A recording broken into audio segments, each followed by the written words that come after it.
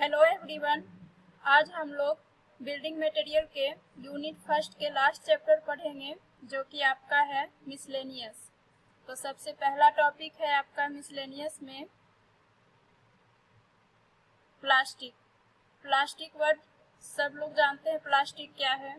आजकल हम लोग जितने भी पैकेट देखते हैं, चाहे वो चिप्स का हो, ब्रेड का हो या टूथपेस्ट हो, बोतल हो, क्या चीज़ से बना है? प्लास्टिक से।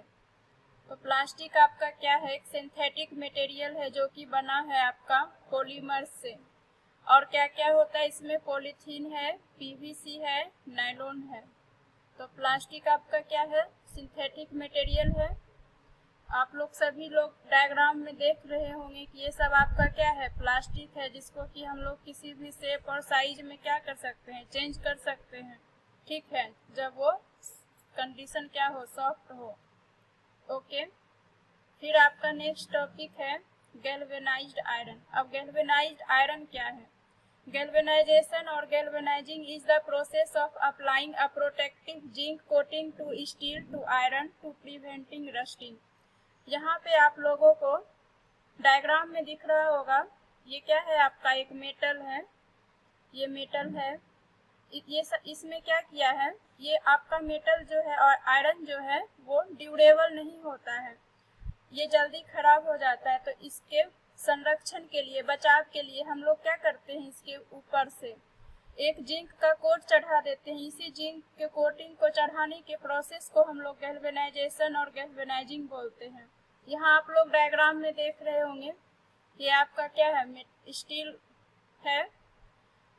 The most common method is for deep galvanizing in which the part are submerged a bath of molten zinc। इसमें क्या करते हैं? जिंक का एक परत चढ़ा दिए हैं।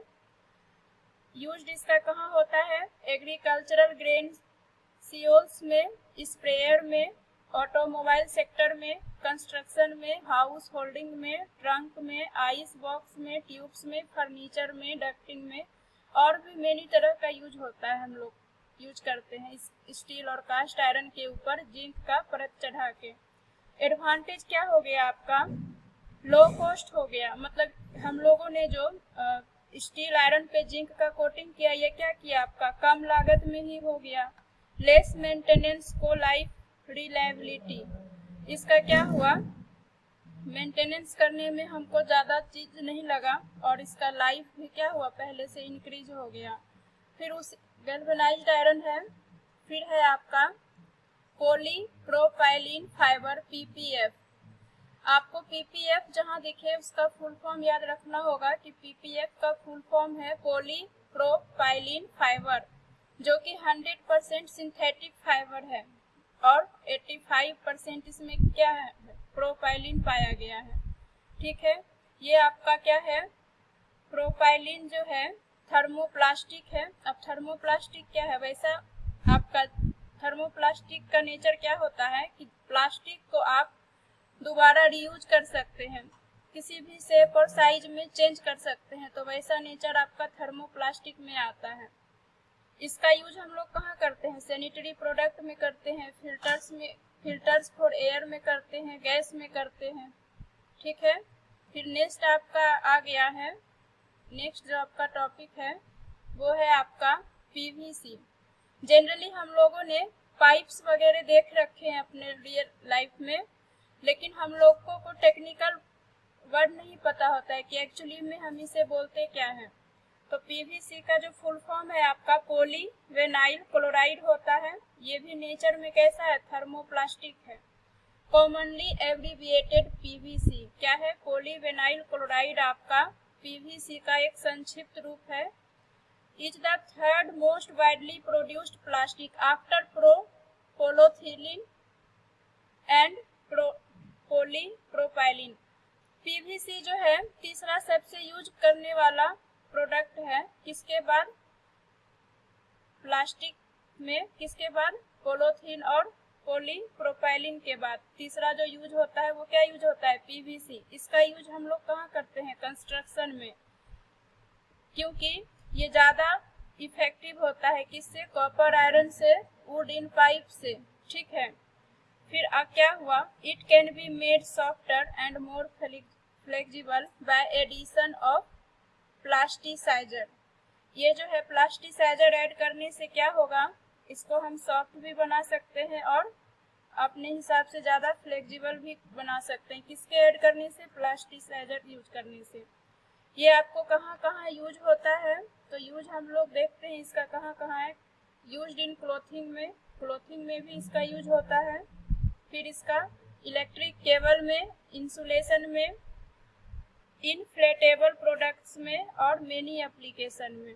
इसके रबर की जगह भी हम इसको क्या कर सकते हैं, यूज कर सकते हैं। तो आई होप आपको ये सारे टर्म समझ में आ रहे होंगे।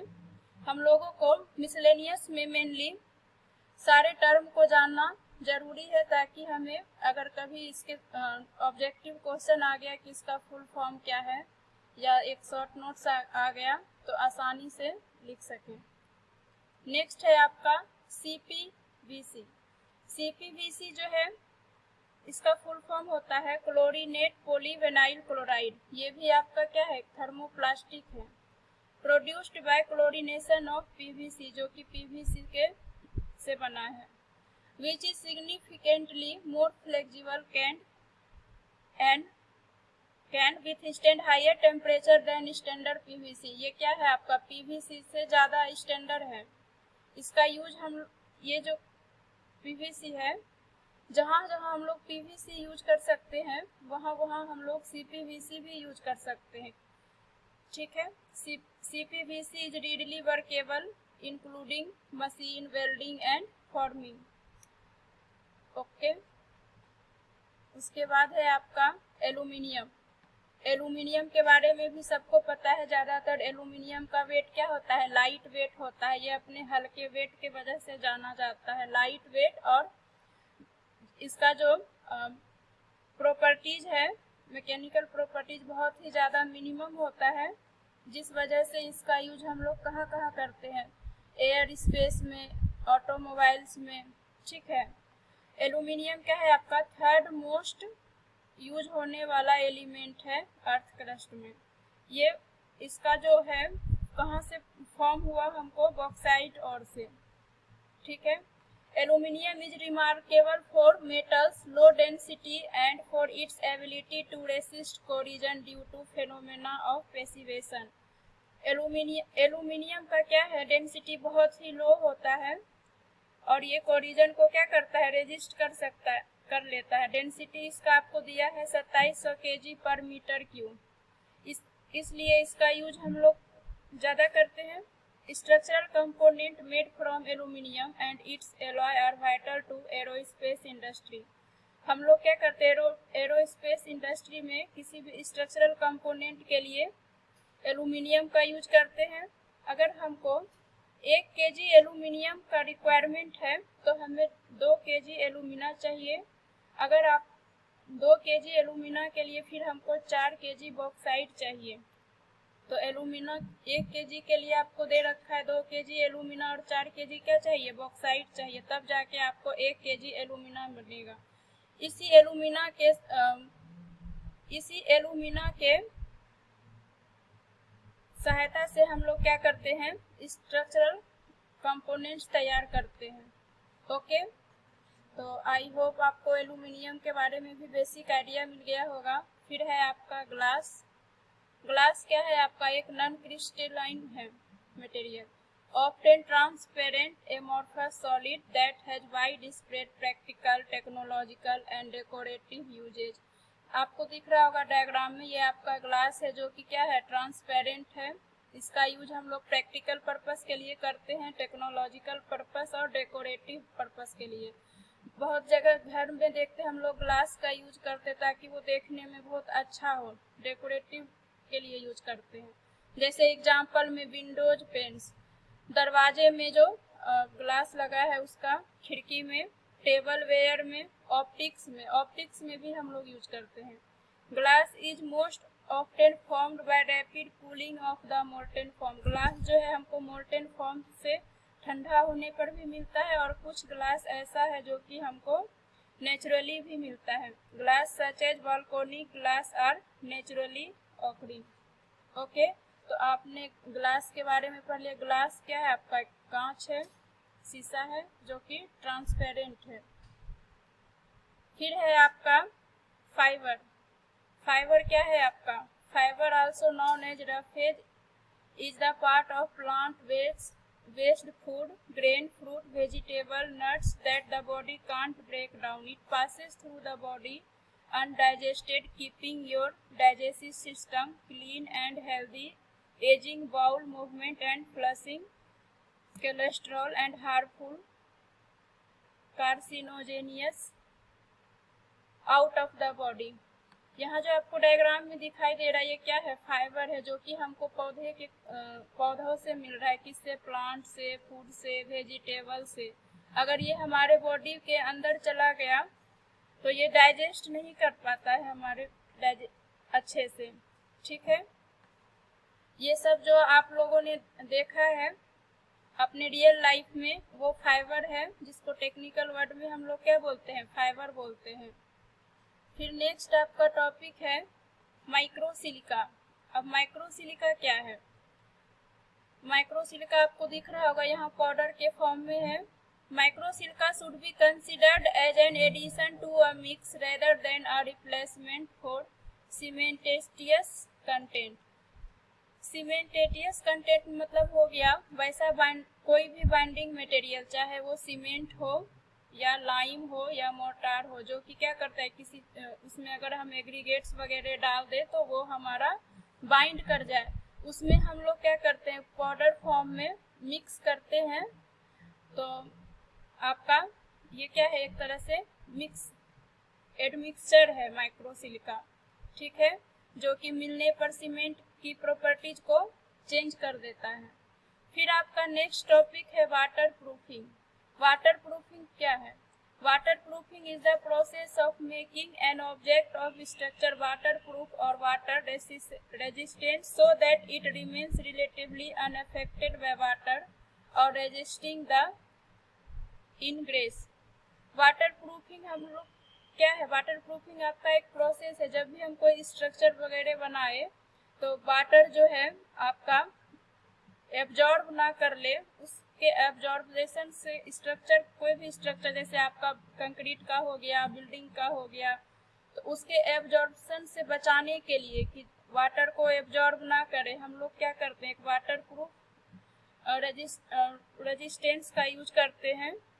जैसे आपको यहाँ पे दिया है डॉक्टर फिजिक्स का, ये क्या है आपका? वाटर प्रूफ मटेरियल है, इसका यूज करते हैं। In building construction various wooden material are use. जब हम लोग बिल्डिंग का कंस्ट्रक्शन करते हैं तो ऐसे बहुत सारे वुडन मटेरियल का यूज करते हैं। These have tendency to be attacked by termites over a period of time. जो जिसके पास किस चीज की टेंडेंसी होती है कि टर्माइट अटैक करने की टेंडेंसी होती है। Hence, in order to prevent decay of material, termite proofing is required. जब आपके पास हम लोग क्या करते हैं? कंस्ट्रक्शन में वुड मटेरियल को यूज करते हैं तो उसका जो है खराब होने का टेंडेंसी रहता है। उसके प्रिवेंशन के लिए, उसके बचाव के लिए हम लोग क्या करते हैं? टर्माइट प्रूफिंग का यूज करते हैं। तब हमें टर्माइट प्रूफिंग का रिक्वायरमेंट होता है। नेक्स्ट है आपका एडमिक्सचर इन कंक्रीट। एडमिक्सचर क्या है आपका? सीमेंट, सैंड, सीमेंट, वाटर और एग्रीगेट्स के अलावा हम लोग कंक्रीट में क्या करते हैं? किसी प्रकार का ऐसा एडमिक्सचर यूज करते हैं जो कि सीमेंट की प्रॉपर्टीज को चेंज कर दे, तो वो आपका एडमिक्सचर कहलाता है। ठीक है, एडमिक्सचर क्या करता है? मॉडिफाई करता है प्रॉपर्टीज ऑफ कंक्रीट को और इसको सुटेबल बनाता है सिचुएशन के हिसाब से। जैसे कि मिनरल एडमिक्सचर में आपका आ गया pozzolanic, GGSB, fly ash, silica fume, rice, ये सब आपका क्या है? मिनरल एडमिक्सचर है। फिर है आपका इपॉक्सी रेजिन। यहाँ पे आपको एक लिक्विड फॉर्म में दिख रहा होगा। इपॉक्सी रेजिन बेसिकली क्या है? एक ग्लू होता है जो कि मटेरियल को चिपकाने का काम करता है। इसको हम लोग क्या कहते हैं? पॉली इपॉक्साइड्स भी कहते हैं। ठीक है, और लास्ट है आपका पॉलिशिंग पॉलिशिंग आप सबको अच्छे से पता है, जब हम किसी भी सरफेस को स्मूथ और शाइनी बनाना